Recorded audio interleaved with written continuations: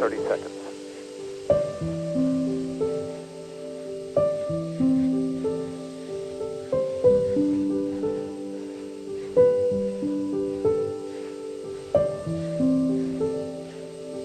Sound suppression water system now being armed for release.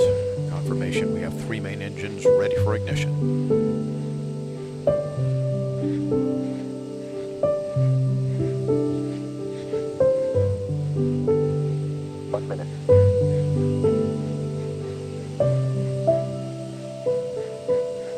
Space shuttle now on internal power.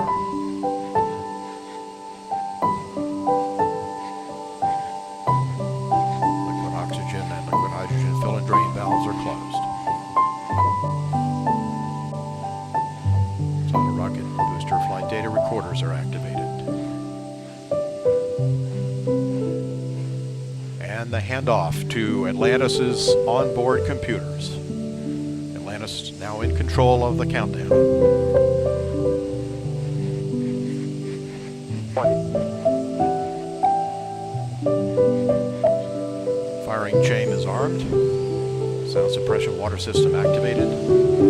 T-minus 10, 9, 8, 7, 6, 5, 3, 2, 1, 0, and liftoff of Space Shuttle Atlantis on a mission to build, resupply, and to do research on the International Space Station. Houston now controlling. Atlantis begins its penultimate journey to shore up the International Space Station. Atlantis now in the proper alignment for its 8.5-minute ride to orbit. 4.5 million pounds of hardware and humans taking aim on the International Outpost. 30 seconds into the flight. Atlantis almost 2 miles in altitude and almost 6 miles. The 3 liquid fuel main engines now throttling back to 72% of rated performance, going into the bucket, reducing the stress on the shuttle as it breaks through the sound barrier. 55 seconds into the flight, all systems operating normally, 900 miles an hour. The speed of Atlantis right now, 6 miles in altitude, 9 miles downrange. Atlantis, go with throttle up. Copy, go and throttle up. The throttle up call acknowledged by Commander Charlie Hobaugh, joined on the flight deck by pilot Butch Wilmore, flight engineer Randy Bresnik, and Leland Melvin, seated down on the mid-deck are Mike Foreman and Bobby Satcher, kicking off their work week with a Monday commute to orbit. 1 minute, 30 seconds into the flight, Atlantis 13 miles in altitude, 15 miles downrange, traveling almost 2,000 miles an hour.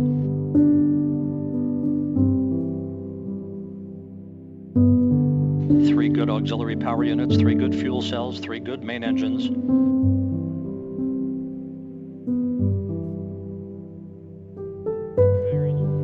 1 minute, 50 seconds into the flight, 10 seconds away from solid rocket booster separation.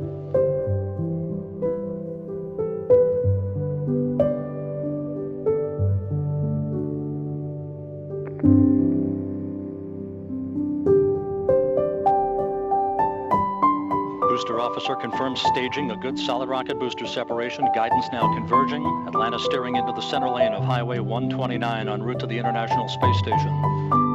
2 minutes, 20 seconds into the flight, 34 miles in altitude, 48 miles downrange. Atlantis traveling 3,200 miles an hour.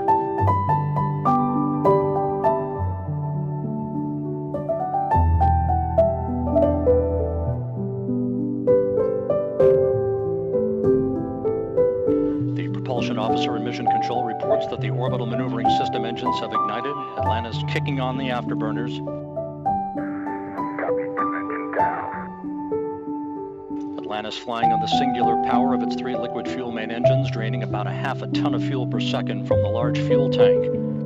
Coming up on the 3-minute mark into the flight, Atlantis 46 miles in altitude, 81 miles downrange, traveling almost 4,000 miles an hour.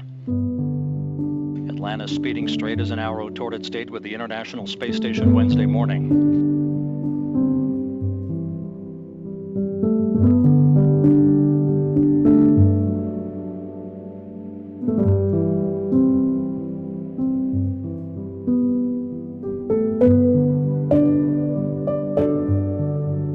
Three and a half minutes into the flight, all of Atlantis' systems functioning by the book.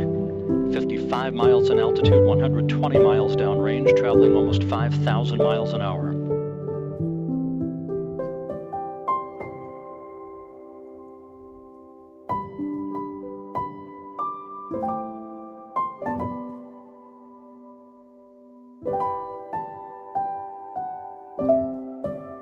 Atlantis, negative return. Atlantis copies, negative return. Atlantis now too far downrange, too high in altitude to return to the launch site in the event of an engine failure. All three engines performing perfectly.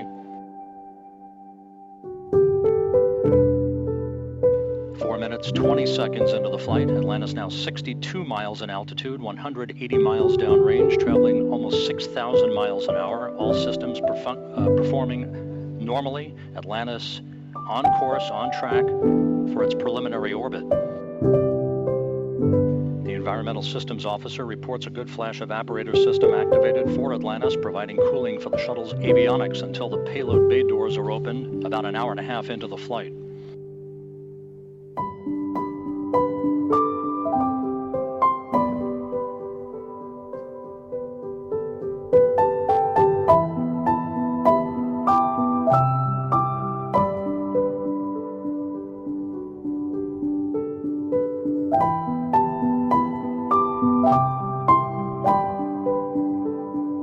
Atlantis, press to ATO. Copy, press to ATO. That call up from Capcom Chris Ferguson indicating that Atlantis can now make minimal orbital altitude targets in the event of an engine failure. However, all three engines continue to perform normally, as do the auxiliary power units and the three power-producing fuel cells. 5.5 minutes into the flight, Atlantis now 67 miles in altitude, 312 miles downrange, traveling almost 8,000 miles an hour. Frankfurt, single engine, ops 3.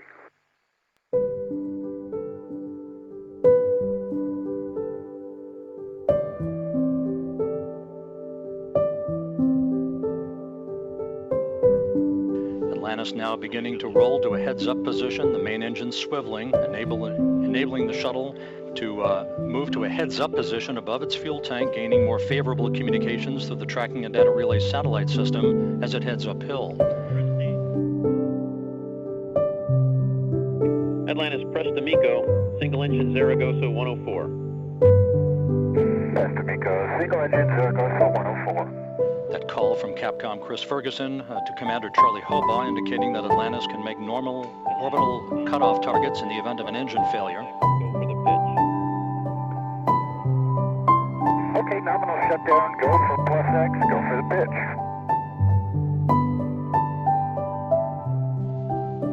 Now 6 minutes 45 seconds into the flight. Atlantis 66 miles in altitude, almost 500 miles downrange from the Kennedy Space Center, traveling almost 11,000 miles an hour. 90 seconds left in powered flight. Single engine, press 104. Single engine, press 104.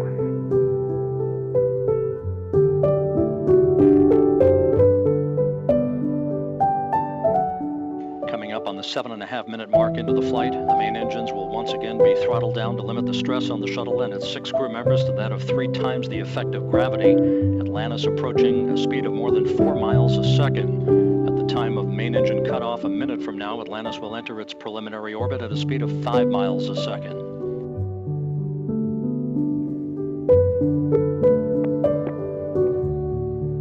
Seven minutes, 40 seconds into the flight.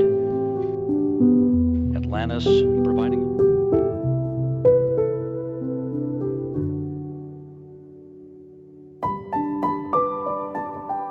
8 minutes, 10 seconds into the flight.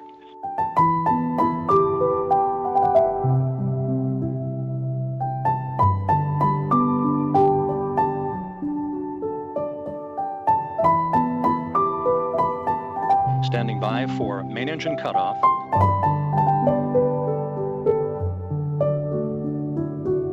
Main engine cutoff confirmed by the booster officer, standing by for external tank separation.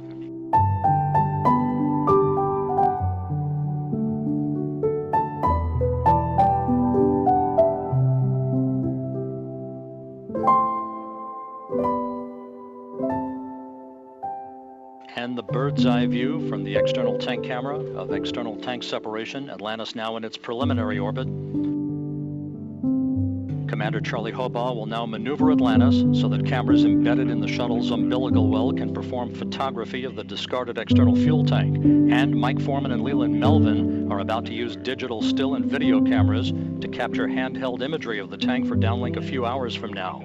A flawless climb to orbit for the shuttle Atlantis and its 6 crew members en route now to the